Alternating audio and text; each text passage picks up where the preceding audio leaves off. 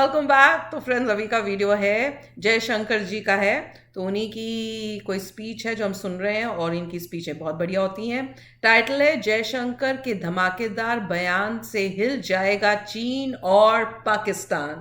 तो चलो वीडियो शुरू करते हैं। वीडियो शुरू करने से पहले अगर आप चैनल पर नए हो और आपने अभी तक सब्सक्राइब नहीं किया है तो जल्दी से पहले सब्सक्राइब के बाद बेल आइकन को क्लिक कर लो, ताकि आपको हमारे सारे न्यू वीडियोस के नोटिफिकेशन मिल जाए जैसे हम अपलोड करें। अगर आपको वीडियो पसंद आता है प्लीज़ लाइक एंड शेयर। चलिए शुरू करते हैं। इसमें ये है कि ये जब से मतलब आप देख सकते हैं जयशंकर जी आए हैं, इतनी मीडिया में वीडियोस आई हैं, उससे पहले आपने कभी नहीं देखी होंगी इतनी वीडियोस, नहीं, खासकर कोई फॉरेन मिनिस्टर की किसी ना। और फॉरेन मिनिस्टर की। बिल्कुल। और आपने कहा आप लोगों को पता भी नहीं होगा फॉरेन मिनिस्टर पहले कौन हुआ करता करते थे, वही तो है। अगर पता भी है तो ज़्यादा आपको मटेरियल नहीं मिलेगा यूट्यूब में। बिल्कुल। अब देखिए कितना आ रहा है, क्योंकि उनकी परफॉर्मेंस अमेजिंग है और लॉजिकल आंसर्स, बहुत सूझबूझ वाले जो है वो बिल्कुल। बातें होती हैं, जिससे पता चलता है वर्किंग ऑफ इंडिया क्या चल रही है, क्या प्लान्स हैं, सब कुछ। तो वीडियो शुरू करते हैं।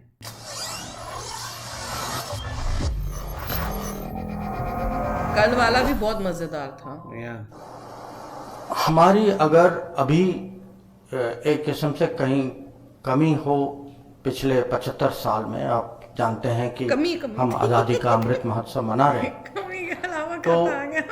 मेरे एनालिसिस में हमें 3 जगह चोट पहुंची है।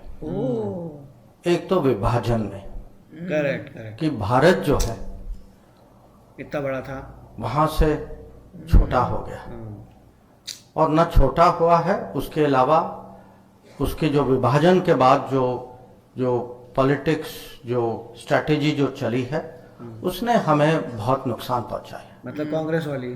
दूसरा मेरा कहना है कि हमने इकोनॉमिक रिफॉर्म जो है बहुत डिले कर दिया। बहुत डिले किया था। अगर आप जो कहते हैं कि हमारे सर्कल में इंडिया चाइना की बहुत कंपैरिजन होती है, हाँ। तो इंडिया चाइना एक फर्क ये है कि चाइना जो है हमसे करीब 15 साल पहले अपना रिफॉर्म उन्होंने शुरू किया था, इकोनॉमिक रिफॉर्म शुरू किया था, और वो 15 साल का गैप जो है एक बार, और मुझे ये भी लगता है कि उनके यहाँ रिफॉर्म जो है वो और गहरे रिफॉर्म थे, बड़े रिफॉर्म थे। तो ये 15 साल का गैप जो है, अभी हम दोनों अगर आपस की तुलना होती है तो 15 साल का गैप जो है वो दिखाई देता है।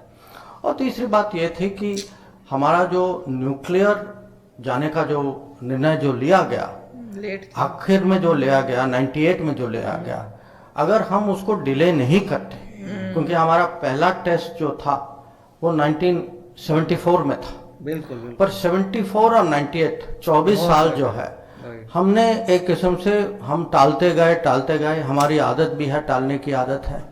हाँ, नहीं तो ये 25 साल की थी, तो ये 15, तो विभाजन, 15 साल रिफॉर्म का डिले और 25 साल न्यूक्लियर का डिले, ये 3 जो है हमारे लिए एक किस्म से ये हमें इसको अभी भुगतना पड़ रहा है। इसकी जो परिणाम जो है अभी दिखाई दे रहा है, और हमें कहीं इसको मन में रखते हुए हम आगे कैसे बढ़ें, ये हमारी रणनीति का एक भाग होना चाहिए। अब तो सब सही हो रहा है। दूसरी बात कि जो जब हमें दुनिया की जो मैंने कहा जो अवेयरनेस जो है, जो अगर ये बढ़ रही है, तो इसको एक किस्म से हमारे सोच में एक मैप जैसा, एक जैसे प्रायोरिटी की सर्कल होती है ना, कि आप पहले अपना प्रायोरिटी बनाओ, दूसरी प्रायोरिटी बनाओ, ताकि हमारे मन में ये होना चाहिए कि कहीं ना कहीं दुनिया के हर जगह इसकी कुछ ना कुछ तो रेलेवेंस होती है। तो पहला सर्कल जैसे मैंने कहा हमारे पड़ोस का है, तो इसीलिए मोदी जी का सबसे पहला पॉलिसी जो था वो नेबरहुड फर्स्ट का था। बांग्लादेश नेबरहुड फर्स्ट माने उस पर हम पूरा बल देंगे और उसकी वहाँ कनेक्टिविटी बढ़ाएंगे, उनके साथ संपर्क जो है वो आगे बढ़ाएंगे।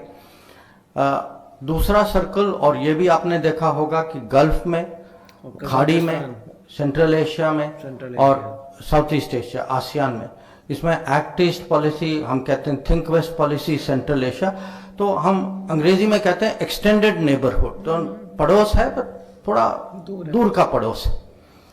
और फिर आगे जो है ये आपने एक पैराग्राफ जो पढ़ा था कि engage America, manage China, cultivate Europe, reassure Russia, bring in Japan, ये विदेश नीति में सबका साथ सबका विश्वास, ये वही पॉलिसी हम दुनिया में चला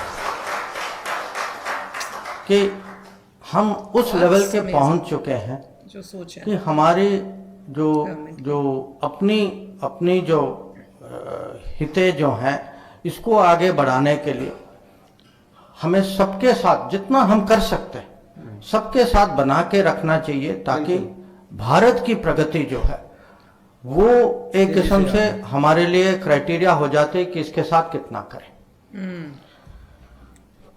और ग्लोबलाइजेशन का तो मैंने कहा है आपको, टेक्नोलॉजी भी एक चीज है कि टेक्नोलॉजी अब कितना हमारे जिंदगी को डिसरप्ट भी कर रही है, हमें ताकत भी दे रही है। तो ओवरऑल प्रश्न उठता है इसमें कि जब हम भारत की बात करते हैं कि हमें हमारी चुनौती अभी ये है कि दुनिया हमें डिफाइन करेगी या हम अपने आप को डिफाइन करेंगे, खुद को करना पड़ेगा। तो ये जो पहला जो लेसन ऑफ अवध जो है, ये पॉइंट्स जो है ये पहले चैप्टर में आता है और एक किस्म से ये सेटिंग वाला चैप्टर है। अभी सेटिंग 20 चैप्टर है। और दूसरा चैप्टर जिसमें मैं थोड़ा समय लेना चाहूंगा वो महाभारत पर। और मुझे बहुत प्रसन्नता थी कि आपने उसी सब्जेक्ट पे मुझे एक किताब और दी है, मैंने अभी तक ये देखी नहीं। तो और महाभारत का मैं आप सबसे पहले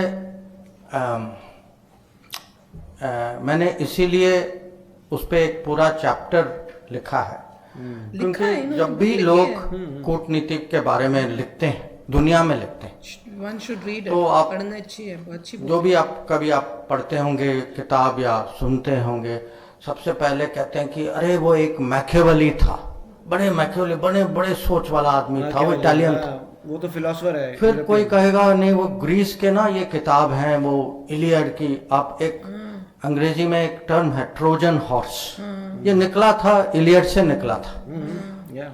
फिर वो कहेंगे वो डिसेप्शन, वो सुनजू है चाइनीज, वो चाइनीज ना बड़े इनकी सोच बहुत कॉम्प्लिकेटेड है, अरे वो तो मास्टर हैं। कभी कभी जापान का भी जिक्र करते हैं, चाइना का तो पता नहीं, भारत का कोई कुछ कहता नहीं। और 40 साल इसमें जो करते करते ना मुझे लगा कि कहीं ना कहीं अपना भी हम भी तो ये बोलते हैं चाणक्य लेके आए सामने रखें कि दुनिया भी जागे। और जो अगर आप महाभारत को कूटनीति के परिप्रेक्ष्य से देखें, मैं कहूँगा कि इससे अच्छी कहानी, इसमें इतने सबक हैं, इतने उदाहरण हैं, इतनी दुविधाएं हैं, इससे अच्छी कहानी आपको कहीं कहीं दुनिया में नहीं मिलती। मुझे तो रामायण अच्छी लगती है। महाभारत में कॉम्प्लेक्सिटी है, पॉलिटिक्स। और जब तक हम इस पे गर्व नहीं लेते, हम अपने आप को नहीं इसके बारे में सिखाते, और तो दुनिया, अगर हम अपने बारे में न कहें तो दुनिया हमारे बारे में कैसे क्या कह सकती? कहेगी बताएं, वो क्यों कहेगी? तो मेरा लक्ष्य जो था कि ये कहीं मुझे दुनिया जानती है कि महाभारत है वो एक, पर उसको एक कभी लोग नाटक के रूप में प्रस्तुत करते हैं, कहीं कुछ हो सकता है कि कहीं फिल्म जैसा कुछ बनता हो, उसके छोटे छोटे भाग जो हैं लोगों को पता है। अगर आप लोगों को कहेंगे कि भाई आप भगवत गीता के बारे में जानते हैं, हाँ कहेंगे हाँ जानते हैं दुनिया में, पर अगर उनको पूरा चित्र सामने रखेंगे उनके लिए एक नई बात है। और मुझे ये भी लगा कि आज के जो दुनिया की स्थिति जो है, मेरे मन में वो और महाभारत का जो मैं कहूँगा उस समय का लैंडस्केप जो था कि भारत में सिचुएशन क्या था, उसका एक किस्म से कुछ मुझे कहीं सिमिलैरिटी दिखाई दिया। क्योंकि आपने दो शब्द कहे, एक मल्टीपोलर माने अलग अलग बहुत सारे प्लेयर्स हैं, थोड़ा कुछ बैलेंस भी है बीच में। और उस समय का जो भारत में जो स्थिति जो थी, बहुत सारे प्लेयर्स थे, क्योंकि युद्ध के पहले आपको याद होगा कि जो दो साइड जो थे दोनों बहुत कोशिश कर रहे हैं कि हमारे साइड में कितने लोग, कितने बाकी जो राज्य जो है, कौन हमारे साइड में आएगा, कौन हमारे खिलाफ जाएगा। और दोनों कोशिश करते हैं कि जो बीच के लोग जो हैं, जिन्होंने अभी तक चुना नहीं किया, कि वो अपनी तरफ कैसे खींचे। और आजकल अगर आप दुनिया में डिप्लोमेसी, आज की दुनिया की डिप्लोमेसी देख रहे हैं तो वही है। और दूसरा कि बहुत पोलराइज था कि एक बार कौरव पांडव के बीच में बिल्कुल दो पोलर से जो जब वो अपना जो वापस आए और उन्होंने अपने हकों की मांग की, उसके बाद जब ये युद्ध की दिशा में जा रहे थे तो ये जो दोनों साइड साफ साफ लग रहा था कि इनको रिकंसाइल करना मुश्किल हो रहा है। और ये पोलराइजेशन जो है, आप आज की दुनिया के बारे में सोचिए, वो पोलराइजेशन देखिए और बीच में जो देश जो है उनकी स्थिति देखिए, और आपको महाभारत और आज की दुनिया के बीच में जो सिमिलैरिटी जो है वो दिखाई देगी। तो फ्रेंड्स, मैं बोलती हूँ ना कि इनकी स्पीचेस बहुत ही अच्छी होती हैं।